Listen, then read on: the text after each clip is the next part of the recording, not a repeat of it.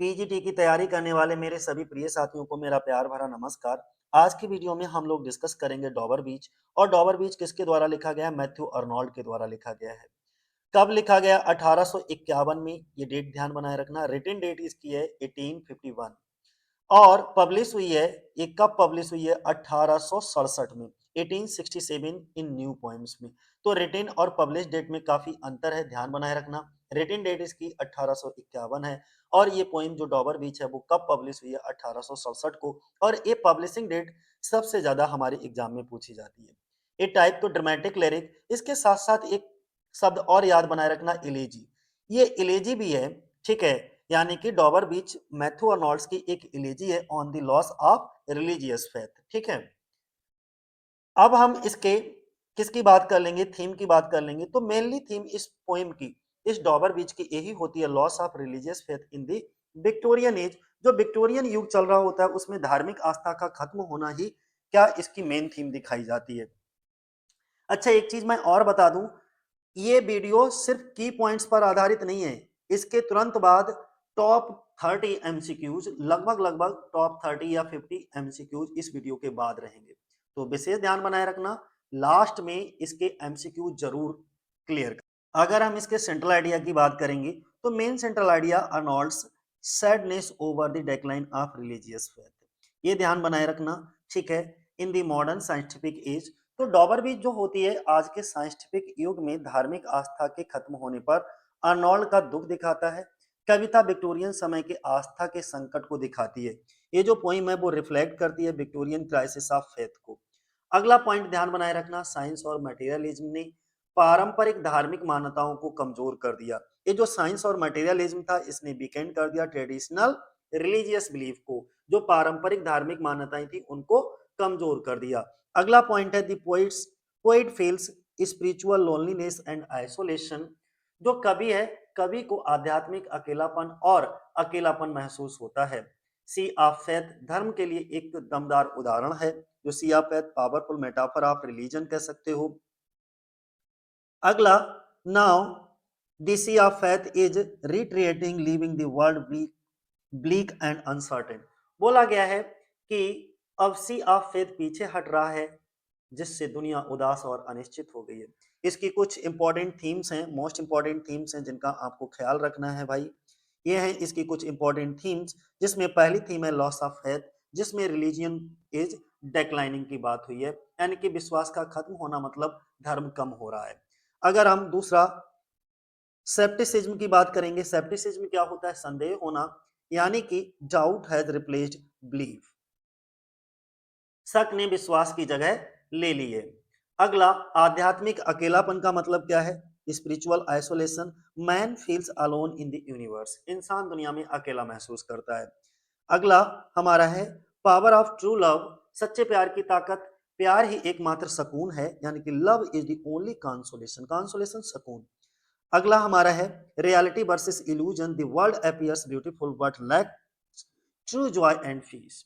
बोला गया है इसमें कि असलियत और भ्रम के बारे में, कि दुनिया सुंदर दिखती है लेकिन इसमें सच्ची खुशी और शांति नहीं है। जो दिखता है वो होता नहीं, जो होता है वो दिखता नहीं। तो इसमें रियलिटी और इल्यूजन की बात की गई है। इसकी एक बहुत फेमस लाइन है और ये बहुत इंपॉर्टेंट है, एंडिंग लाइन बहुत पूछी जाती है। तो इस एंडिंग लाइन को आपको जरूर ध्यान बनाए रखना है, ठीक है। मैं जरा इन लाइनों को एक्सप्लेन कर देता हूँ, बहुत प्यारी सी लाइनें हैं, जरा समझ लीजिए। मैं इसको यहाँ से लेकर के यहाँ तक का एक्सप्लेन कर रहा हूँ, थोड़ा प्यार से समझना, मोस्ट इंपॉर्टेंट है। पहली लाइन में कहा, ah love let us be true to one another, अर्थात हे प्रिय हम एक दूसरे के प्रति सच्चे और निष्ठावान रहें। कौन कहता है हे प्रिय हम एक दूसरे के प्रति? यानी कि कवि कह रहा है। कवि कहता है ये संसार ऊपर से बहुत सुंदर, आकर्षक और सपनों जैसा प्रतीत होता है। ये ऊपर से ही लगता है लेकिन अगर इसकी वास्तविकता को देखोगे तो ये वैसा नहीं है। सो बैरियस, सो ब्यूटीफुल, सो न्यू, यानी कि ये बहुत ज्यादा कैसा है? सो बैरियस, सो ब्यूटीफुल, सो न्यू, बहुत सुंदर, आकर्षक और सपनों जैसा प्रतीत होता है, लेकिन वास्तव में इसमें कुछ भी नहीं है। क्या नहीं है? नार hath really neither joy nor love nor light nor certitude nor peace nor help for pain। ना सच्चा आनंद है, ना सच्चा प्रेम है, न सच्चा प्रकाश या मार्गदर्शन है, ना कोई निश्चित सर्टिट्यूड है, निश्चितता है, ना शांति पीस है, और ना दुख में कोई सहारा देने वाला है। मुख्य भाव यह है, बाहरी सुंदरता और जो अंदर की सुंदरता होती है उसको बताया गया। संसार देखने में सुंदर नया लगता है, पर भीतर से वह खाली और निरर्थक है। आधुनिक जीवन की निराशा को दिखाया गया। विज्ञान और भौतिक प्रगति के बावजूद मनुष्य के जीवन में शांति और विश्वास की कमी है। इसी लाइनों में यह भी बताया गया कि प्रेम ही आधार का जीवन है।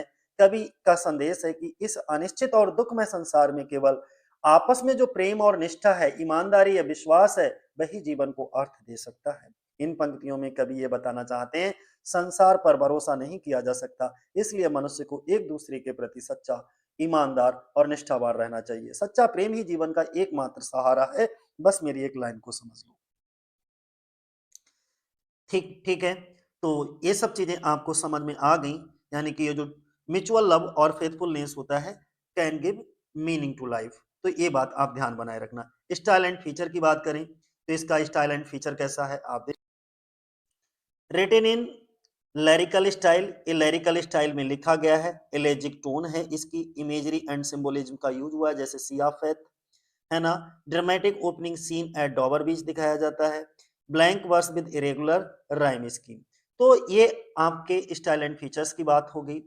अब वन लाइन समरी में आप अगर कहो तो ये हो सकता है, खैर इसको हम बाद में भी आपको डिटेल कर देंगे। लेकिन अब हम लोग चलते हैं किस पे, एमसीक्यूज पर। पहला एमसीक्यूज है हमारा, डॉबर बीच बाज पब्लिश्ड इन। तो पब्लिशिंग डेट पूछी गई है तो 1867 हो जाएगी हमारी। ठीक है। अगर रिटन डेट पूछी जाती तो कहां पर जाते हैं आप, 1851 पे। ठीक है, ध्यान बनाए रखना। अगला, तो पब्लिशिंग डेट 1867। 2 नंबर का क्वेश्चन हमारा कौन सा है, Dover beach is mainly an elegy on. Dover beach mainly किस पर एक इलेजी है, यानी कि डॉबर बीच मुख्य रूप से किस पर एक शोक गीत है, तो धार्मिक विश्वास की कमी पर, loss of religious faith. B option हो जाएगा। तीसरा क्वेश्चन है हमारा, the loss of faith in the poem is mainly due to. कविता में विश्वास की कमी मुख्य रूप से किस वजह से है, तो साइंस एंड मटेरियलिज्म की वजह से। सी ऑप्शन हो जाएगा। चौथा क्वेश्चन हमारा है, दी poem reflect the spirit of the. ये जो कविता है किसकी भावना को दिखाती है, तो विक्टोरियन एज की भावना को दिखाती है। बी ऑप्शन हो जाएगा हमारा। पांचवा क्वेश्चन है हमारा, दी पोएम सेप्टिसिज्म हैज रिप्लेस्ड।